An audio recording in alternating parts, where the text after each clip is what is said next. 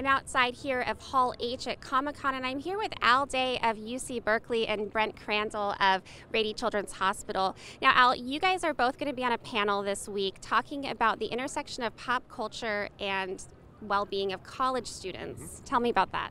Well, it's related to a lot of panels we do about higher education, and primarily what we're trying to do is really talk about the struggles that college students have, particularly around mental health, and how we have used and can use and have ideas to use pop culture, comics, movies, TV shows to really engage with students. Now, Brent, you're a clinical psychologist. What kind of things are our university students running into these days, and is it different from what members of our audience may have run into? Well, I think things change, but maybe not as much as we realize. I think one of the things that students in a traditional college age are dealing with is their identity and where they belong, who are their friends, where do they feel like they are themselves. And pop culture, nerd culture, geek culture, that really resonates for people when they're trying to identify their arch nemesis, what's out there kind of preventing them from being the person that they want to be and growing to the potential that they see in themselves. And Al, you work with students who are in distress. What are some of the strategies you're going to highlight during the panels this week? There's a lot of strategies we use. I think one of the things that we talk about a lot is helping students find community. Oftentimes students are in distress because they're marginalized or isolated, and the things that they love aren't the things that other people love, or their interests just seem to find no one who shares them.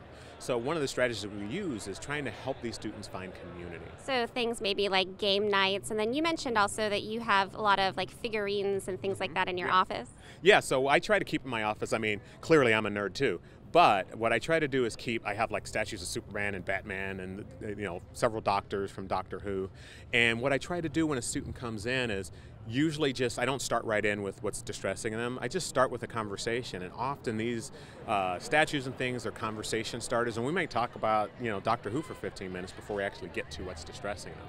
And what happens in that 15 minutes is they become more comfortable with me.